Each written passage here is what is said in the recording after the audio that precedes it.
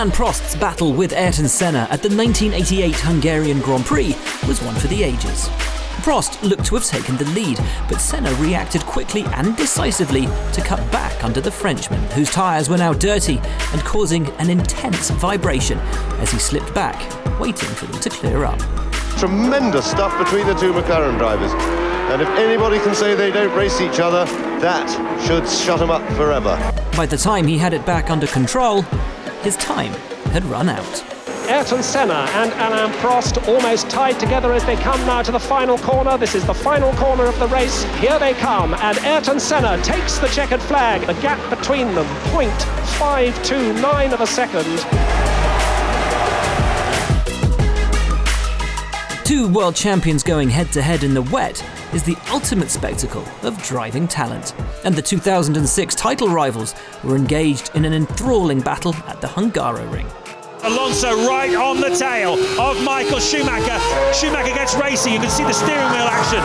He wants to try and keep him off. There's been real niggle has got into the relationship between these two. Such similar drivers on a similar level.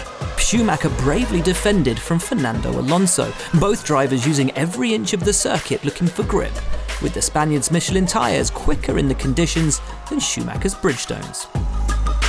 Alonso's clearly faster. He's going to try and force his way through up the inside of Schumacher, who cuts across him, but he will have another chance. Great racing here at the Hungaroring. Taking the karting line around the outside, Alonso found the traction he needed to close in on the Ferrari. Alonso's going round the outside of him. This is the first time these two have taken each other on all season on the racetrack. Alonso's through. But for all their hard driving, the race would end poorly for both drivers. He's off! Fernando Alonso is off! The World Championship leader has stopped! Alonso suffered a drive shaft failure, smashing into the tyre barriers, while Schumacher ended his race after an incident with Nick Heidfeld. He's got trouble turning into the corners. Yes, as he's off, this is going to be it. Schumacher can't even get into the pit lane here with just 3 laps to go in this race as Schumacher too retires from this Grand Prix. Fernando Alonso arrived at the 2003 Hungarian Grand Prix as Formula One's youngest ever pole sitter and podium finisher, but he wasn't finished there. Starting from the front of the grid, the 22-year-old charged into the lead. Kimi Räikkönen tried his hardest to keep up, but the Spaniard stretched the legs of his Renault, showing just how dominant he was by lapping the great Michael Schumacher with 10 laps to go. Crossing the line, the Spaniard rewrote the history books to become Formula One's youngest ever race winner, a record which had stood since the 1950s. The victory for me is a dream come true. And I'm 22 years old and I have my first victory in the pocket. So I hope a long career here in Formula One with more victories. McLaren took their 8th 1-2 of the season in qualifying for the 1998 Hungarian Grand Prix, and it seemed that nothing could get in the way of their taking the top 2 steps on the podium. Mika Häkkinen was leading the championship by 16 points, with Michael Schumacher his only realistic challenger. And if the German were to have any hopes of staying in the title battle, he had to finish ahead of the Finn. Häkkinen duly raced off into the distance, but a strategic masterstroke from Ferrari and some incredible driving from Schumacher changed the face of the race. Catching traffic, I want him in this lap. Switching the German to a 3-stop strategy freed him to post a series of fastest laps, enabling him to undercut the McLarens and steal P1. Mika Häkkinen sprints out. Now where is Schumacher? Where is Schumacher? There he is. There he is. Take the lead. Fantastic. He leads. Wow.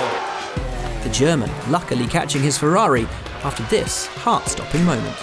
Undeterred, he resumed his blistering pace and pulled out a 27-second advantage, which allowed him to pit for a third and final time and retain the lead.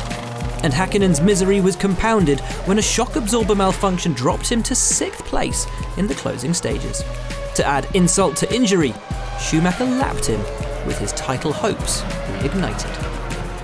We have seen a magnificent Hungarian Grand Prix, which is won by Michael Schumacher in the Ferrari to the ecstatic delight of thousands of Germans who are here. You dream about the ideal result, and that was one of the dreams I had, but the maximum I was thinking to achieve was being first and make a second.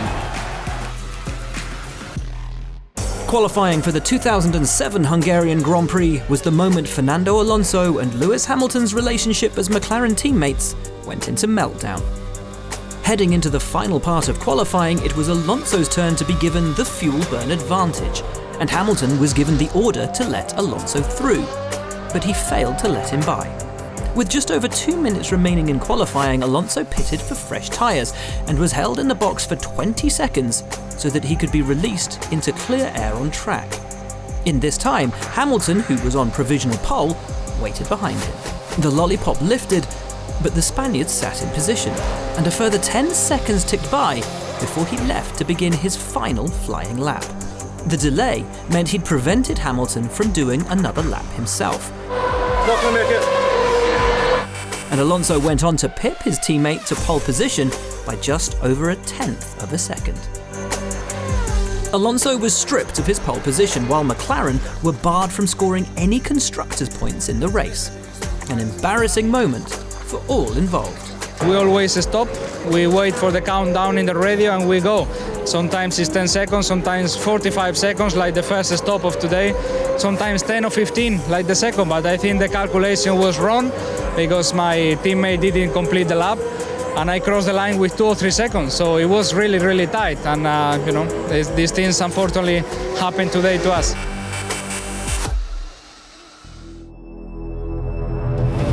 Reigning world champion Damon Hill was having an atrocious 1997 season, with an unreliable and uncompetitive arrows letting him down race after race.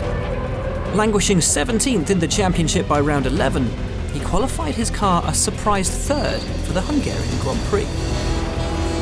Making a fantastic start, he passed championship contender Jacques Villeneuve into the first turn, then shadowed Michael Schumacher for 10 laps, sitting under his rear wing and biding his time.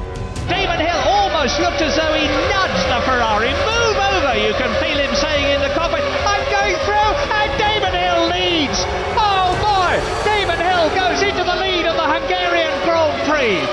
It was the first time an Arrows had led a Grand Prix, and Hill drove immaculately to keep the pack behind. But with just 2 laps to go, there was heartache. He's obviously lost a lot of use of the throttle or something. Look, he's going very, very slowly. Oh no, I don't think he's going to make it. Villeneuve's going to take the lead. Villeneuve is going to win the Hungarian Grand Prix. Oh, Damon, the whole of the world's hard work out. Villeneuve takes the grass. Hill dragged his stricken car across the line to finish second. But the victory, agonizingly stolen from him in the dying moments, was the closest the team would ever come to a race win. The 2014 Hungarian Grand Prix would be the standout moment of Daniel Ricciardo's breakthrough season. A chaotic race saw many drivers make mistakes in the tough and tricky conditions. That is a major, major hit into the tyre barriers.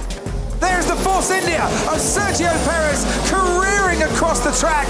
And when Sergio Perez's crash brought out the safety car, Red Bull made the decision to switch the Australian driver onto a 2-stop strategy. And Ricciardo made full use of his new tyres to hunt down the 2 leading drivers. This is going to be crucial. Moves over to try and defend and force Ricciardo the long way round once again. And it was the right move. But now Ricciardo's got the inside line. With one world champion out of his way, Ricciardo set his sights on the Ferrari of Fernando Alonso. And he's now looking at Fernando Alonso, and down the inside goes Daniel Ricciardo. Alonso tries to fight, but he just hasn't got the traction. That was from a long way back as well. That's how it's done, ladies. He took the checkered flag to claim his 2nd F1 victory and prove that he was the real deal.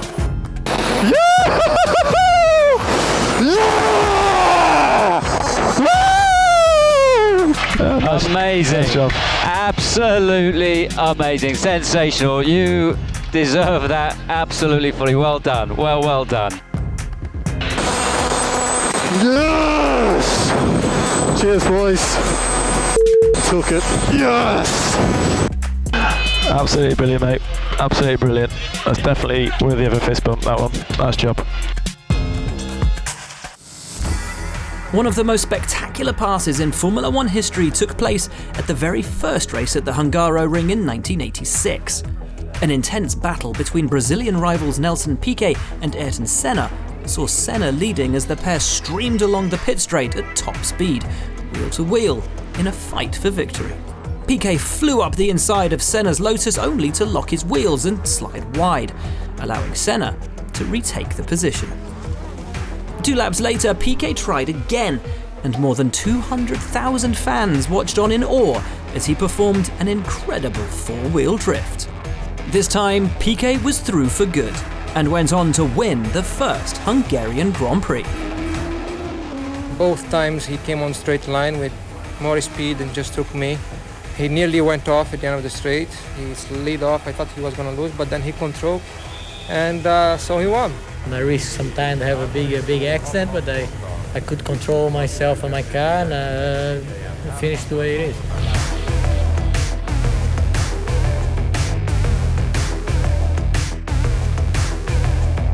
Overtaking around the tight and twisty Hungaroring is always a big challenge, but Nigel Mansell's epic performance in 1989 showed everyone what was possible.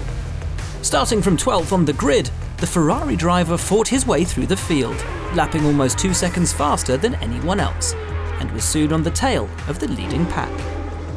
As Ayrton Senna made a move on race leader Riccardo Patrese, the hard-charging Englishman took the opportunity to sneak past too.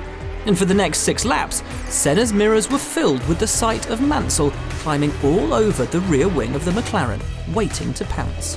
Mansell is closer now than he's ever been at this point. This is the Ferrari's opportunity, and Mansell goes through! Oh, fantastic! Nigel Mansell takes the lead! Mansell would go on to take the checkered flag, winning by 25 seconds. I think for me, it was a fantastic race. The first time in my career, I'll say it was an unbelievable race. Very extraordinary, but it was super.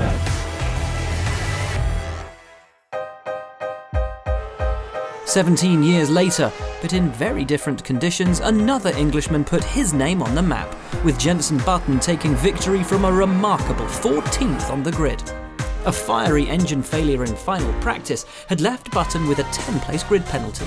But in his Honda, he showed off his legendary wet weather prowess, quickly carving his way through the midfield. Underscoring his class, Button made a stunning move on Michael Schumacher that had the whole pit lane cheering. And on a day when other title contenders faltered, Button was flawless. He's done it! Jenson Button wins the Hungarian Grand Prix! Get in there! The wide-eyed Briton claimed Honda's first win as a constructor since John Surtees' victory at the 1967 Italian Grand Prix. What a day, it's been amazing. The weather conditions have made the race very, very difficult for everyone, but coming through from 14th and winning the race, I couldn't have done it in a better way, I don't think.